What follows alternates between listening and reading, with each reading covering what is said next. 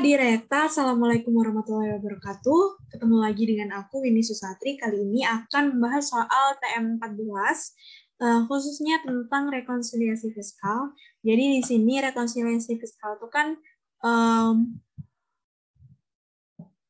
tujuannya untuk mencari berapa sih laba dia secara fiskal gitu. Karena ingat, laba secara komersil sama fiskal itu bisa aja nilainya berbeda, maka atas selisihnya itu ada koreksi gitu kan. Koreksinya namanya apa? Koreksi fiskal positif sama koreksi fiskal negatif. Aku tekanin lagi, kalau misalnya kita mau mengkoreksi fiskal itu lihat posisinya kita itu mau mengkoreksi fiskal pendapatan ataukah beban. Karena kedua hal ini itu kayak berkebalikan gitu. Ya iya, karena kan semakin banyak beban malah semakin dikit pendapatannya kan. Kalau semakin banyak pendapatan ya berarti laba fiskalnya juga semakin banyak. Si PKP-nya juga makin besar kayak gitu. Nah, kalau koreksi fiskal positif berarti pendapatannya itu bertambah positif ya, bebannya berkurang. Beban berkurang itu kan kayak seakan-akan pendapatan kita jadi lebih besar gitu. Makanya koreksi fiskalnya positif. Kalau koreksi fiskal negatif, pendapatannya kita makin berkurang, PKP kita makin berkurang, bebannya makin bertambah. Semakin banyak beban, maka pendapatannya semakin kecil. Makanya koreksi fiskalnya negatif. Oke, langsung aja kita lihat soalnya di sini. Sebenarnya latihannya ini soalnya sama dengan soal UAS tahun 2020. Langsung kita lihat aja di sini PT Stanku itu perusahaan jual beli komputer. Jadi usaha utamanya emang jual beli komputer. Terus untuk untuk menyupport jual beli tersebut, dia itu nyewa sebuah ruko di Tangerang.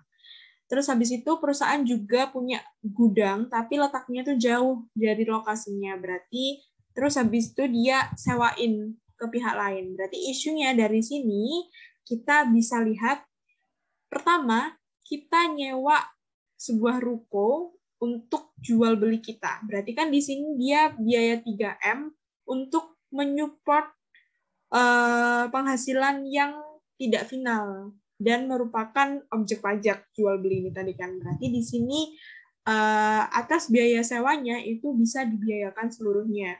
Terus habis itu untuk selanjutnya dia punya gudang tapi disewain.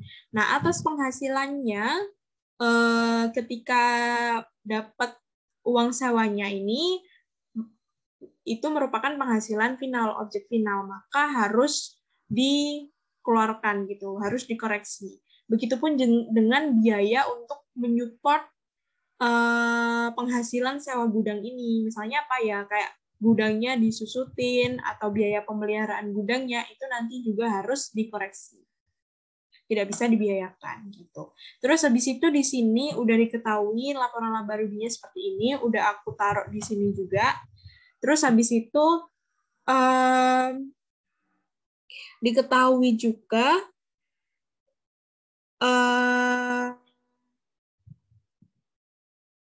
ilustrasi-ilustrasi seperti ini untuk kita lakukan koreksi. Nah, di sini nanti kita tujuannya untuk mencari berapa sih laba fiskal atau penghasilan itu secara fiskalnya itu berapa gitu.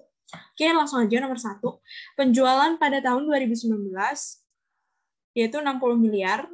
Terus habis itu ternyata di sini dia itu penjualannya 10% lebih tinggi dari tahun lalu. Nggak ada isu ya di sini. Meskipun lebih tinggi atau lebih rendah ya karena penjualan itu bisa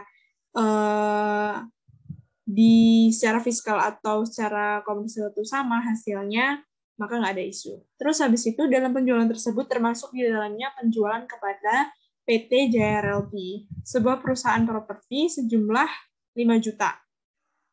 Dan juga dia itu jual juga ke Kementerian Pendidikan dan Kebudayaan 15 miliar. Nah, untuk itu dipotong PPh pasal 22.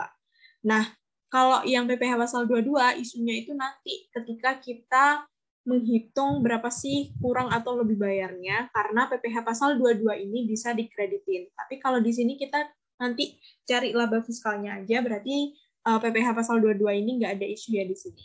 Terus habis itu untuk penjualan ke PT Jaya Realty di sini juga nggak ada isu karena si PT Jaya Realty nggak ada hubungan istimewa dengan kita gitu. Kalau misalnya ada hubungan istimewa, maka 5 juta ini harus dikoreksi fiskal apa? Koreksi fiskalnya negatif. Karena kalau penjualan itu kan pendapatan toh.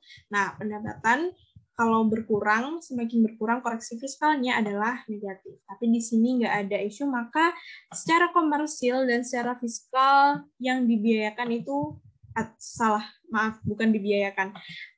Nominalnya itu sama, yaitu 60 miliar. Lalu yang nomor 2, HPP 52 miliar, berasal dari perhitungan yaitu 5 miliar ditambah pembeliannya dia 60 miliar dikurangin sama persediaan akhirnya 13 miliar.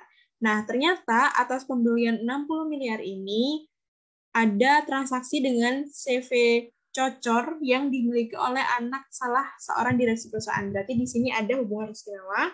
Nilai pembeliannya itu adalah 10 miliar, tapi kalau misalnya dibeli pihak ketiga, berarti nilai wajarnya itu adalah 5 miliar.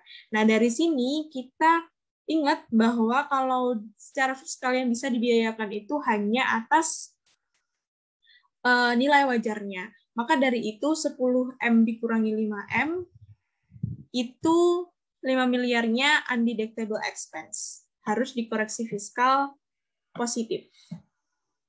Pembeliannya koreksi fiskal positif, maka yang bisa dibiayakan karena HPP itu seperti beban, yang bisa dibiayakan hanya sisanya ya. Sisanya 52 ini dikurangin sama 5 miliar, maka HPP-nya adalah 47 miliar. Gitu. Maka di sini bisa dilihat laba brutonya adalah 13M, yaitu 8 miliar secara komersil di koreksi fiskal biayanya tadi, HPP-nya sejumlah 5 miliar, maka secara fiskal laba brutonya adalah 13 juta. Semakin besar karena biayanya di sini semakin kecil, 47 miliar gitu. Karena untuk laba, maka koreksi fiskal positif itu bakal menambah si penghasilan kita. Ingat tadi ya, koreksi fiskal positif itu yang menambah penghasilan. Terus habis itu yang nomor selanjutnya, ini berarti nomor 3, 4, 5, 6. Nomor 3, dari pos gaji dan upah sebesar 5 miliar itu terdapat beban pajak pegawai. Sesuai kesepakatan kerja, perusahaan menanggung pajak semua pegawai dan dibebankan dalam beban pegawai. Jadi di sini si perusahaan menanggung PPh pasal 21 sejumlah 200 juta. Ingat atas PPh itu undeductible seluruhnya, yang bisa dibiayakan itu pajak atas PBB, pajak kendaraan bermotor, dan lain sebagainya. Maka di sini, karena PPh, maka harus dikoreksi fiskal positif untuk yang bisa dibiayakan beban gaji dan upahnya itu adalah 4,8 miliar gitu. Terus habis itu yang nomor 4, sewa kantor sebesar 100 juta. Ingat, lihat posisinya, jangan kejebak di kata-kata sewa. Jadi kita sebagai penyewanya untuk apa? Untuk penjualan dia gitu. Berarti di sini sewa kantornya bisa dibiayakan seluruhnya. Biaya 3M untuk menyupport penghasilan tidak final. Karena perusahaan menyewa kantor dengan harga 200 juta untuk 2 tahun. Berarti kan tiap tahun yang bisa dibiayakan 100 juta. Dan dikenai PPh final 10%. Nah, di sini berarti biaya 3M berupa sewa kantor ini bisa dibiayakan seluruhnya, maka tidak ada koreksi fiskal. Terus habis itu yang nomor selanjutnya itu jasa manajemen sebesar 200 juta. Perusahaan menggunakan jasa manajemen Stania yang dimiliki oleh pemegang saham yang sama atas jasa sejenis jika dilakukan. Oke, berarti nilai wajarnya itu adalah 150 50 juta. Berarti kan yang 200 juta kurangi 150 juta, 50 jutanya itu selisihnya itu adalah undeductible expense karena yang bisa dibiayakan hanya yang nilai wajarnya. Gitu. Berarti di sini ada koreksi fiskal positif atas jasa manajemen, maka sisanya secara fiskalnya yang bisa dibiayakan itu adalah 150 juta. Lalu selanjutnya ada nomor 6, transportasi dan perjalanan, biaya transport dan perjalanan 250 juta, dalam jumlah tersebut termasuk paket tur untuk manajer pemasaran. Nah, berarti di sini kan natura ya, yang dimana naturanya itu hanya untuk manajer pemasaran, berarti di sini nggak bisa dibiayakan sejumlah berapa? 20 juta, 20 juta ini harus dikoreksi fiskal positif. Jadi nanti secara fiskal itu yang bisa dibiayakan 0. Maaf. Aku kira seluruhnya. Ternyata itu ya, atas 20 jutanya. Maaf, jadi di sini atas bagian 250 juta ini yang 20 juta doang yang untuk manajer pemasaran tadi. Berarti yang bisa dibiayakan secara fiskal itu adalah 230 juta. Yang nomor 7, biaya perbaikan dan pemeliharaan sebesar 50 juta, dalam jumlah tersebut ternyata ada biaya perbaikan gudang. Ingat, tadi gudang kita itu disewakan, berarti kan nanti atas penghasilan sewanya itu final, maka atas biaya 3M-nya untuk menyupport penghasilan final itu harus dikeluarkan. Nah, di sini berarti biaya yang 10 juta ini harus dikoreksi fiskal positif, undeductible expense. Maka yang bisa dibiayakan secara fiskal menjadi 40 juta. Kemudian untuk biaya utilitas yang selanjutnya. Ada biaya utilitas 100 juta, di sini terdiri dari biaya airnya 20%, listriknya 50%, dan teleponnya 30%. Ternyata di dalam biaya telepon tersebut itu termasuk tagihan pulsa untuk direksi dan pegawai pemasaran. Jadi di sini isunya kalau misalnya ada biaya telepon dan biaya untuk kendaraan yang melekat pada pegawai, maksudnya telepon sama kendaraannya itu melekat pada pegawai, maka atas biayanya yang bisa dibiayakan hanya 50%. Untuk itu 8 juta tambah 4 juta ini kan 12 juta. Yang bisa dibiayakan 50% dari 12 juta adalah 6 juta. Maka sisanya 6 jutanya itu merupakan undeductible expense. Untuk itu dikoreksi fiskal 6 juta dan yang bisa dibiayakan secara fiskal menjadi 94 juta. Gitu. Terus habis itu yang nomor 9 tentang penghapusan piutang atau pencadangan ya nanti. Berarti di sini nomor 9 tentang piutang ada penghapusan piutang 200 juta. Jadi yang dihapuskan secara komersil itu ada 200 juta. Dan ternyata yang benar-benar terrealisasi nggak tertagih piutangnya itu adalah 100 juta. Ingat, kalau di fiskal itu yang bisa dibiayakan hanya yang pencadangan piutang yang benar-benar tidak tertagih. Untuk itu, yang 100 jutanya lagi, sisanya 200 kurangi 100, itu undeductible. Harus dikoreksi fiskal positif. Maka di sini yang bisa dibiayakan nantinya sisanya yaitu 100 juta. Lalu yang selanjutnya tentang iklan dan promosi.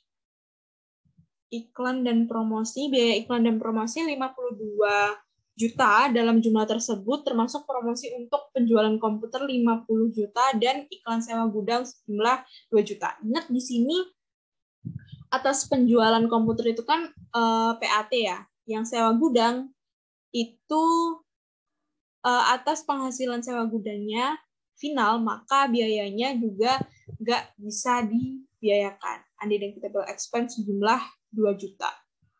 Berarti ada koreksi fiskal positif. Maka yang bisa dibiayakan secara fiskal nantinya jadi 50 juta. Gitu. Terus habis itu penyusutan gudang. Di sini penyusutan gudang itu kan berarti bangunan permanen ya. Bangunan permanen itu ingat kalau secara fiskal yang metodenya memang hanya garis lurus. Nah, di sini juga diketahui metodenya baik secara fiskal dan secara komersil itu tetap garis lurus. Isunya masa manfaatnya beda antara fiskal sama komersil. Di sini komersil itu 25 tahun. Kalau secara fiskal itu 1M dibagi sama 20 tahun, 50 juta. Nah, di sini secara komersil itu cuma 40 juta. Berarti kan masih ada yang harus dibiayakan sejumlah 10 juta kan? 50 dikurangi 40. Ini 10 juta ini adalah deductible. Maka koreksi fiskalnya apa? Koreksi fiskalnya adalah negatif. Kenapa? Karena bebannya itu makin bertambah. Ingat tadi itu kalau koreksi fiskal negatif, mengurangi penghasilannya jadi berkurang, bebannya itu bertambah. Jadi 10 juta ini koreksi fiskal negatif. Tapi karena lihat lagi, gudang itu untuk yang disewakan gitu. Kalau disewakan berarti kan seluruhnya ini untuk menyupport penghasilan final kan. Nah, untuk itu meskipun demikian berarti nggak usah pakai penghitungan ini pun kita udah tahu kalau 40 juta ini seluruhnya itu undeductible expense gitu. Berarti di sini ada koreksi fiskal positif sejumlah 40 juta. Gitu. Terus habis itu nomor 12, biaya penyusutan kendaraan sedan yang digunakan oleh direktur. Tadi aku udah bilang kalau kendaraan melekat pada suatu pegawai berarti di situ yang bisa dibiayakan hanya 50%. Metode garis lurus baik fiskal maupun komersil di sini secara komersil itu masa manfaatnya 10 tahun. Kalau secara fiskal karena dia kelompok 2 maka masa manfaatnya adalah 8 tahun ya. Terus habis itu harga perolehannya 200 juta. Maka di sini secara fiskal itu adalah 200 ini dibagi 8 dikali 50% karena bisa dibiayakan hanya 50%. Maka 12,5 kan yang bisa dibiayakan. Nah, sisanya 20 juta ya tadi secara komersil, sisanya 20 dikurangi ini itu undeductible expense karena si komersil itu lebih besar yang bisa dibiayakan. Oke, berarti ada koreksi fiskal positif sejumlah 7.500.000 yang bisa dibiayakan secara fiskal jadi lebih kecil yaitu 12.500.000. Terus sekarang kita masuk ke biaya lain-lain. Dari biaya entertain sampai biaya sewa kendaraan antar jemput. Oke, lanjut ya. Jadi di sini